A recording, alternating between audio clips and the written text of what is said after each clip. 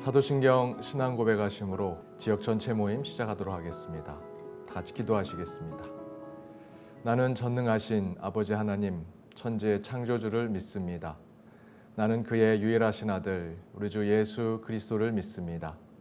그는 성령으로 잉태되어 동정녀 마리아에게서 나시고 본디오 빌라도에게 고난을 받아 십자가에 못 박혀 죽으시고 장사된 지 사흘 만에 죽은 자 가운데서 다시 살아나셨으며 하늘에 오르시어 전능하신 아버지 하나님 우편에 앉아 계시다가 거기로부터 살아있는 자와 죽은 자를 심판하러 오십니다. 나는 성령을 믿으며 거룩한 공교회와 성도의 교제와 죄를 용서받는 것과 몸의 부활과 영생을 믿습니다. 아멘. 오미크론 확산으로 인해 정기 신방 시행에 차질이 있을 것으로 보입니다. 꼭 필요한 신방이 있을 경우 구역장과 교구 목사님에게 연락해 주시기 바랍니다. 3월 2일 제 수요일로 사순절이 시작됩니다. 남아있는 자들을 위한 위로라는 주제로 말씀이 선포됩니다. 예배로 회복되는 사순절을 보내시기 바랍니다. 2022년 새로운 해 첫 교구 전체 모임에서 인사를 드립니다. 3년째 코로나로 고통을 겪었는데 아직도 코로나 때문에 교회 안에서의 모임을 제대로 할 수 없는 상황이 참으로 답답하고 안타깝습니다. 전에 한번 말씀드렸듯이 우리 연동교회는 발동이 조금 늦게 걸립니다. 강력한 사회적 거리두기로 예배를 제대로 드리지 못하다가 다시 회복된다고 해서 이제 모이는 예배를 시작하면 그때 바로 많은 성도님들이 교회로 돌아오실 것 같은데 그렇지 않더라고요. 한 주, 두 주 상황을 지켜보고 이제 내가 나가도 될까 하는 생각을 하시면서 2, 3주가 지나서야 교회 오시는 분들이 늘어서 그때서야 예전으로 회복된 예배를 드리곤 합니다. 그래서 우리 목회자들은 그런 성도님들의 주일 성수의 신앙 리듬을 깨트리지 않기 위해 새로운 방역 지침이 내려오거나 코로나의 상황이 변화가 될 때마다 기도를 많이 하고 새로운 변화된 결정을 하게 되는데 늘 마음이 그때마다 무겁고 힘듭니다. 곧 끝나겠지 하면서 그렇게 3년을 보내왔는데 저와 같은 많은 목사님들은 아마도 한쪽 마음에 무거운 짐이 있으실 것이라 생각이 듭니다. 우리 성도님들께 이만큼 무엇인가 해드리고 싶고 같이 나누고 싶은 것이 많은데 그것을 못하고 지나치고 또 그것을 또 해내지 못하고 창고에 쟁겨두고 또 그것을 제대로 하지 못하고 저 구석에 남겨두고 또 다른 상황들이 몰려와 다시 그것을 이겨내야 하는 현실이 참 쉽지가 않습니다. 정말 언젠가는 우리 연동교회 성도님들을 편히 마주보면서 그동안 못했던 이야기들, 사역들, 또 성경 공부들 마음껏 나누는 그날이 곧 오기를 소망하며 2022년 첫 지역 전체 모임 말씀을 나누고자 합니다. 오늘은 하나님의 말씀에 대해 짧게나마 정리해 보고자 합니다. 하나님의 말씀을 사실상 크게 세 가지로 나눌 수 있습니다. 하나는 예수 그리스도 그분 그 자체가 말씀이고요. 두 번째는 성경 말씀, 세 번째는 지금처럼 이 예배 시간에 선포되는 설교입니다. 성도들끼리도 하나님 말씀 하지만 정확하게 하나님 말씀 하면 무엇을 지칭하는 것일까 애매할 때가 많습니다. 그래서 정리해서 말씀드리면 우리 그리스도인들이 하나님 말씀 하는 것은 먼저는 예수 그리스도이고 그 다음은 성경 말씀 그리고 그 다음은 설교라고 말할 수 있습니다. 그런데 여기서 이 순서가 굉장히 중요합니다. 여기서 예수 그리스도, 성경, 설교 이 순서는 곧 중요한 정도, 곧 하나님의 말씀의 권위의 순서를 보여줍니다. 따라서 하나님 말씀이라고 할 때 가장 권위 있는 것은 바로 예수 그리스도 그분 그 자체이십니다. 그 다음이 성경 말씀이고요. 그리고 그 다음이 설교입니다. 이에 대해서 하나님 말씀이 예수 그리스도요, 성경이요, 설교인 것을 구체적으로 살펴보면 먼저 우리 목사님들이 단에서 선포하는 이 설교는 반드시 성경을 기초해야 한다는 것이죠.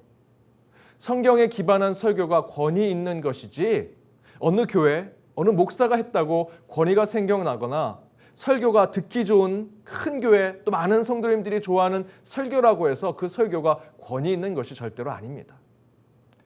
설교가 성경과 예수 그리스도의 기초가 되지 않는다면 아무리 유명한 설교가와 잘 알려진 교회 또 인기 있는 설교가 그곳에서 선포되어도 영적 권위는 전혀 없는 것이나 마찬가지입니다. 또한 성경은 정확무호합니다. 1.1획도 틀림없는 말씀이지요.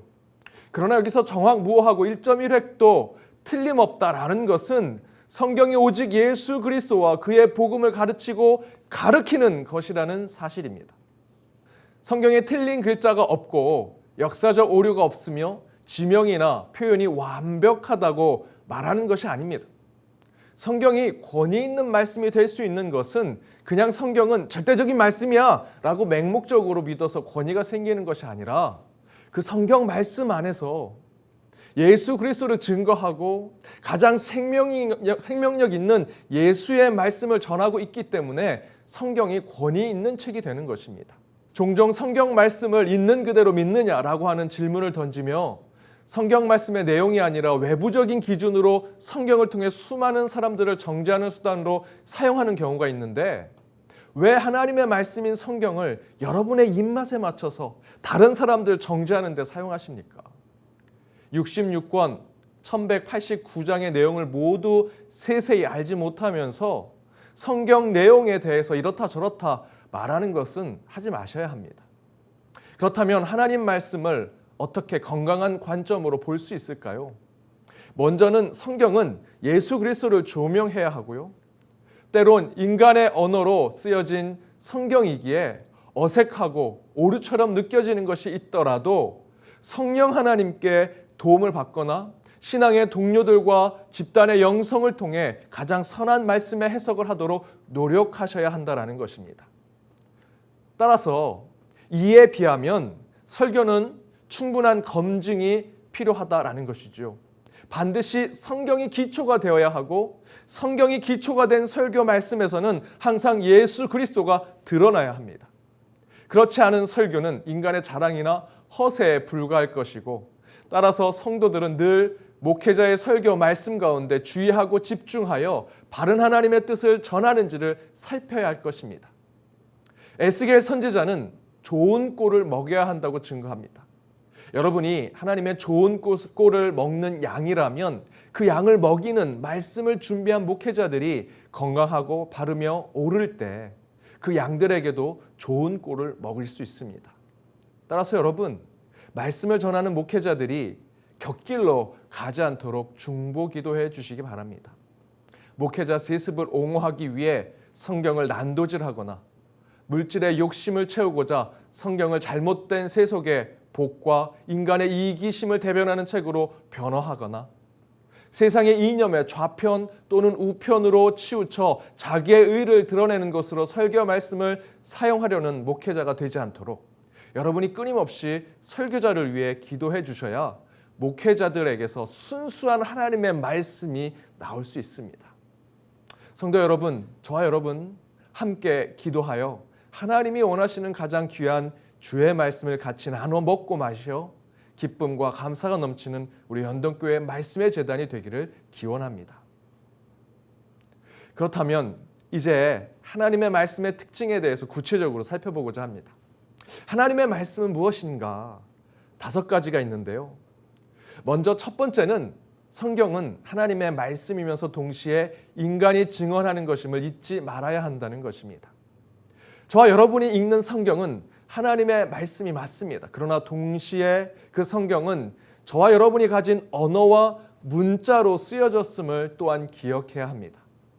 그래서 과거 우리 믿음의 선배들은 성경은 1.1획도 틀리지 않는다라고 믿었습니다. 하지만 그 믿음의 전제가 문자적인 것에만 머물러 있다라는 것이 아닙니다. 인간의 언어와 문자로 쓰여졌다라는 것은 제 아무리 하나님의 말씀이라도 인간의 무지함과 부족함으로 인해 아주 미미한 오류와 문제가 발생할 수 있음을 인정해야 한다는 것이죠. 예를 든다면 이런 것입니다. 성경이 만들어진 과정은 다 아시는 것처럼 처음엔 구전으로 말로 전해지다가 문서로 기록되기 시작했습니다. 그렇다고 지금처럼 종이가 많은 시대, 글을 많이 쓸 수 있는 도구가 많았던 시절이 아니기 때문에 기록도 그리 분명하거나 확실하지 않았던 역사적 배경을 여러분 충분히 이해하셔야 합니다. 그러면서 성경은 지금에까지 이르렀습니다. 또한 지금의 성경도 원어 성경인 히브리어, 헬라어 성경 이후로 헬라어, 라틴어, 프랑스어, 영어, 중국어, 일본어 그 다음에 바로 이 한국어의 성경에 나오는 것처럼 성경은 원래 원 텍스트로부터 수많은 언어와 나라, 민족, 국경을 넘어 지금 우리에게까지 온 것을 이해해야 합니다. 그 가운데 예를 든다면 연동교회는 128년이 되었습니다 라는 이 말이 수천 년 전 구전으로 전해지다가 양피지나 파피루스와 같은 글을 간신히 쓸 수 있는 것을 기록하고 이후에 수없이 베껴 쓰기를 통해 지금에까지 이르렀다면 연동교회는 128년 되었습니다 라고 하는 이 표현이 얼마나 그대로 보존되었을까라는 것은 사실 우리는 잘 알 수 없는 것이죠. 부연해서 말씀드리면 우리 연동교회는 128년 되었습니다라는 것이 2000년 동안 누군가의 구전에 의해서 또 당시에 파피루스 제대로 쓸 수 없는 종이 제대로 쓸 수 있는 연필이나 펜이 없는 시대에 그것이 전해졌다면 연동교회는 연봉교회, 영동교회 128년은 1128년 또는 28년 등의 조금의 변화들이 있을 수 있다는 것이죠. 하지만 성경이 그런 역사적 고증에서 매우 권위 있고 가치 있게 된 것은 1947년 이스라엘 사해에서 발견된 사해 사본이 2000년 전 곧 예수님 시대의 사본 곧 그때 베껴 쓴 성경인데 그것이 지금 우리가 쓰는 성경의 97, 99% 일치하는 것을 확인하면서 실제로 학계에서도 성경은 매우 권위가 올라가게 되는 계기가 되었습니다.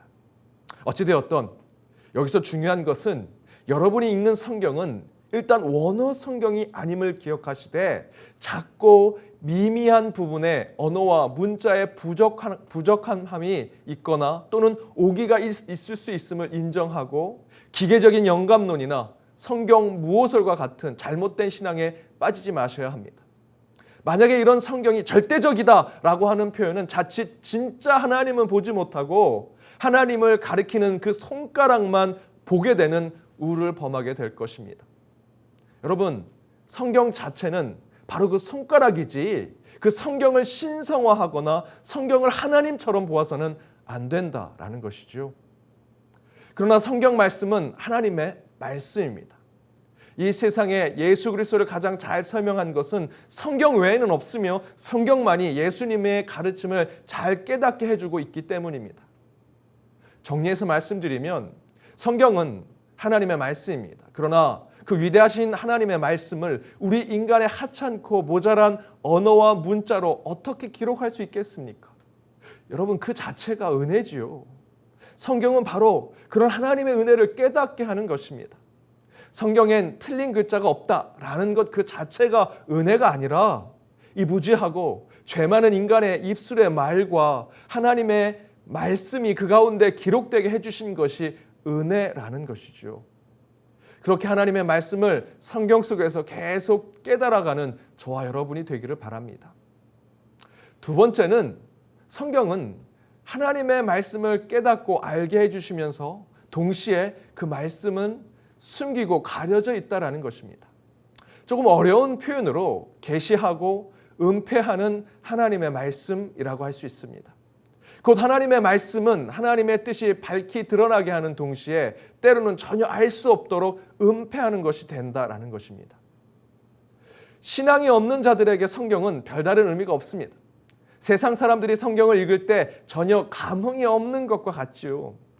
그들은 성경 말씀을 하나님의 계시로 인식하지 못하기 때문입니다. 그러나 저와 여러분과 같은 인격적인 하나님을 만나 영적인 삶을 사는 자들은 성경을 읽을 때 숨겨진 것만을 보게 되는 것이 아니라 때로는 숨겨지고 은폐된 것이 밝혀지고 드러나는 계시의 신비를 체험하게 된다라는 것이죠. 바로 그것이 하나님의 말씀입니다. 누군가에게는 수면제와 같은 말씀이지만 또 다른 누군가에게는 꿀송이보다 더 단, 너무도 맛있는 생명의 양식이 된다는 것입니다. 따라서 성경은 은폐되거나 계시하는 하나님의 말씀임을 기억하시기 바랍니다. 세 번째는 성경은 통시적인 사건을 일으키는 하나님의 말씀이라는 것입니다. 성경은 하나님의 뜻이 밝히 드러나는 계시인 동시에 숨기고 가리는 은폐성을 가지고 있다면 무지하고 죄 많은 인간이 성경 속에 숨겨진 하나님의 뜻을 인식하고 깨달을 수 있을까? 그것을 알 수 있게 하는 방법이 바로 사건이 일어난다라는 것입니다. 먼저는 하나님께서 성경을 통해 그 성경 안에 숨겨지고 가려진 은폐된 문을 열어주시고 우리에게 보여주실 때 우리는 비로소 하나님의 뜻을 깨닫게 됩니다. 그런데 그렇게 은폐된 하나님의 말씀을 밝히 깨달을 수 있는 것은 바로 성령 하나님 때문입니다. 베드로후서 1장 20절에서 21절에서 먼저 알 것은 성경의 모든 예언은 사사로이 풀 것이 아니니 예언은 언제든지 사람의 뜻으로 낸 것이 아니요 오직 성령의 감동하심을 받은 사람들이 하나님께 받아 말한 것임이라고 증거하지요. 그 성경은 오직 성령의 감동하심으로 풀어질 때 그 안에 숨겨진 뜻을 깨닫게 된다라는 것입니다. 이것을 성령의 조명하심이라고 합니다. 곧 성령을 통해 하나님의 말씀 가운데 은폐된 뜻을 깨닫게 해주실 때 특별히 우리 인간에게는 바로 그 시점에 어떤 사건이 일어나게 된다라는 것입니다. 바로 그 어떤 사건을 경험하거나 체험하면 그때서야 비로소 하나님의 말씀을 하나님의 말씀으로 인식하게 되는 것이죠. 가깝게는 설교자들이 설교할 때 성령 하나님과 함께 설교단에 서지 않으면 절대로 숨겨진 하나님의 말씀을 설교를 듣는 성도들에게 사건이 되도록 전할 수 없습니다. 그래서 설교자들은 항상 성령 충만해야 하는 이유가 그것입니다. 지난 2월 20일 설교 때 영으로 드리는 예배는 바로 성령이 임재하는 예배가 될 때 살아있는 예배가 될 수 있음을 말씀드렸습니다. 솔로몬도 당연히 제사를 드려야 하는 그 낙성식에서 먼저 불과 같은 하나님의 영이 성전 위에 임하여 하나님의 영광이 드러나는 모습을 보여주면서 예배의 전제는 성령의 임재, 성령의 충만함이라고 선포하였는데 그 가운데 몇 명의 성도님들께서 그 말씀이 선포될 때 가슴의 뜨거움을 느끼고 자신의 눈에 우리 성전에, 우리 연동교회 성전에 성령의 불이 임재하는 것을 체험하게 되었다는 간증을 제게 주셨습니다. 바로 이처럼 말씀 중에 우리는 성령을 통해 그 어떤 사건을 경험하게 됩니다. 그러면 바로 그 동시에 선포되는 말씀이 자신을 향하여 밝히 드러내는 계시의 말씀이 되는 것이지요. 그래서 정리해 말씀드리면 하나님의 말씀이 처음에는 인간의 언어와 수많은 편견, 세상적 껍질로 그 안에 숨겨진 하나님의 뜻이 은폐되어 있지만 성령이 역사하시는 그 순간 말씀 가운데 한 사건을 경험하게 될 때 그 말씀은 곧 하나님의 말씀이 되더라는 것입니다. 바로 그 말씀의 체험을 위해 우리는 늘 성경을 가까이 하고 예배 중 말씀 가운데 더욱 귀를 기울여야 한다라는 것입니다. 네 번째가 매우 중요한데요. 이 네 번째 하나님의 말씀의 특징은 성경은 인간이 증언하는 하나님의 말씀이라는 것입니다. 성경은 하늘에서 번개가 내려와 십계명 돌판에 말씀을 새겨서 하나님의 말씀을 주시는 것이 아닙니다. 성경은 인간의 언어로 쓰여져 있습니다. 구약의 히브리어 가운데에서는 우리 한국어로 표현되지 못하는 단어들이 있습니다. 하지만 가장 어울리는 표현으로 번역되어서 지금 이렇게 쓰여진 것이죠. 단순히 글자의 오류나 숫자의 오기 등의 문제가 아니라 성경이 쓰여졌던 배경과 문화, 사회적인 풍습과 언어적인 특성들이 반영되어서 번역되고 해석되어야 하는데 그렇게 원 성경의 100% 만족한 번역본의 성경이 이 세상에 어디 있겠습니까? 그래서 우리는 성경에 겉을 싸고 있는 언어와 문자에 대한 표현보다 하나님의 말씀을 전하고자 했던 그 성경의 기록자들과 증언들의 그 무호성과 정확성이 더 중요하다라고 보는 것입니다. 여호와 하나님이 이스라엘 백성들에게 역사하시던 그 사건들과 그 모습을 증언하고 기록하던 사람들과 예수님의 고난과 죽음, 부활과 승천을 직접 보고 증언하는 그 사람들이 바로 성경의 무호성과 유일성을 증명하는 것입니다. 그 기록자들과 증언들이 완전하고 깨끗하며 똑똑해서 성경이 완벽하다는 것이 아니라 그들이 증언하는 것들이 곧 하나님의 이야기이자 예수 그리스도의 증거이기 때문에 그들이 기록한 성경은 분명한 주의 말씀이 될 수 있다라는 것입니다. 그러는 동시에 우리는 그렇게 인간의 증언으로 기록한 성경이기 때문에 성경은 여러 학문적인 평가와 해석, 분석과 연구를 통해 더 깊이 들어간 영적인 탐구 속에서 하나님의 뜻을 깨달을 수 있습니다. 그래서 성경 연구는 반드시 전문적인 신학을 공부한 이들에게 배우셔야 하고요. 그저 영감을 받고 계시받았다는 사람들이 이야기하는 성경풀이는 절대로 쫓아가서는 안 됩니다. 성경은 우선 인간의 언어로 쓰여졌습니다. 그런데 그런 부족하고 나약한 인간의 언어 속에도 하나님은 불변의 진리를 담아내셨다라는 그 사실은 그 말씀 자체가 은혜요. 성경 말씀은 그 자체로 은총이라는 것이죠.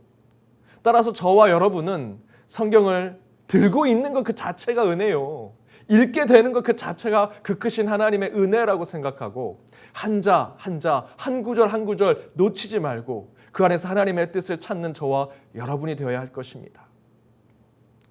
마지막 5번째는 그럼 성경은 무엇이 기준이고 무엇이 표준이냐라는 것입니다. 성경이 성경되는 곧 정경의 기준은 하나된 교회의 역사 속에서 나온다라는 것입니다. 종교개혁자들은 성경은 스스로 성경되어야 한다라고 말했습니다. 즉 성경은 스스로 자신의 권위를 입증해야 한다는 것입니다. 그 이야기는 성경의 한 구절 한 구절 속에 하나님의 말씀이 담겨져 있기 때문에 그 권위가 그 구절 속에서 나타난다라는 것이죠. 그러나 성경이 스스로 자신의 권위를 입증하는 것은 맞지만 그 배경에는 반드시 교회가 있어야 합니다. 신약을 기준으로 보면 신약 성경의 각 책들은 당시 사도의 글, 베드로, 야고보, 요한 등의 바로 예수님의 제자와 같은 그 사도들의 글과 사도 또는 사도의 직계의 글, 바울이라든지 루가, 마가 등 그들의 글로 이 성경이 결정이 됩니다. 그런데 그들의 배경은 곧 교회였죠. 교회 이전에 성경이 쓰여진 것이 아닙니다. 여러분 아시는 것처럼 성경이 나온 후에 교회가 생긴 것이 아니라 교회가 먼저 생기고 그 다음에 성경이 쓰여졌죠. 교회 이전에 성경이 쓰여진 것이 아니라 성령을 통해 교회가 먼저 세워지고 그 이후에 그 교회를 더욱더 든든히 세우기 위해 사도들과 사도의 직계자들이 서로 나눈 편지들과 하나님의 말씀들이 지금의 이 신약 성경의 정경으로 만들어지게 된 것입니다. 따라서 성경은 반드시 교회에서 읽혀지고 교회에서 인정하며 교회에서 역사가 되어지는 그 말씀들이 성경이라고 할 수 있습니다. 이렇게 5가지 하나님의 말씀의 특징들을 나누었습니다. 먼저 성경은 하나님의 말씀이면서 동시에 인간이 증언한 것입니다. 두 번째 성경은 하나님의 말씀을 깨닫고 알게 해주시면서 동시에 그 말씀을 숨기고 가리게 하신다라는 것이죠. 세 번째 성경은 통시적인 사건을 일으키는 하나님의 말씀입니다. 성경을 통해 저와 여러분은 사건을 경험하고 그 가운데 간증하고 고백하게 되는 것이죠. 네 번째 성경은 인간이 증언하는 하나님의 말씀이라는 것입니다. 마지막 5번째는 성경은 하나된 교회의 역사 속에서 나온다라는 것입니다. 이런 성경의 특징들을 잘 살펴보아 성경을 통해 하나님의 말씀이 여러분의 삶과 가정, 여러분의 일터 위에 임하고 하나님이 우리를 위해 숨겨두신 그 비밀한 일들이 주의 말씀 속에서 밝히 드러나는 사건을 경험하여 더욱 주님의 뜻대로 살아가는 연동의 모든 여러분이 되시길 주님의 이름으로 축복합니다. 기도하겠습니다. 하나님 감사합니다. 주님께서 나가신 우리 교구 전체 모임을 통해 함께 영상을 통해 하나님의 말씀을 나누었습니다. 그 하나님 말씀 가운데 우리의 입술로 고백하게 되지만 그 가운데 하나님께서 진리를 허락하시고 영원한 생명을 허락하시며 구원을 허락하시는 말씀을 깨닫게 하여 주옵소서. 말씀을 읽을 때마다 그 가운데 우리에게 역사하시는 하나님을 보게 하시고 우리 안에 숨겨지고 은폐된 하나님의 진리를 깨달아 오직 주님만을 찬양하고 경배하는 저희들이 되게 하여 주옵소서. 그 말씀을 읽는 것만으로도, 우리의 입술로 그 말씀을 고백하는 것만으로도 은혜요 은총임을 고백하게 하시고, 특별히 이 말씀이 우리 교회에서 선포되고 교회를 통해 세상에 전해져 더욱더 하나님 나라를 곳곳에 확장시키는 역할을 하게 하여 주옵소서. 참으로 힘들고 어려운 시대를 살아가고 있습니다. 그러나 이 시대에 말씀이 우리의 소망과 빛이 되게 하시고 말씀으로 반드시 이기고 극복하는 힘을 얻는 우리 연동의 모든 권속들 되게 하여 주옵소서. 이 모든 간구 예수님의 이름으로 기도드립니다.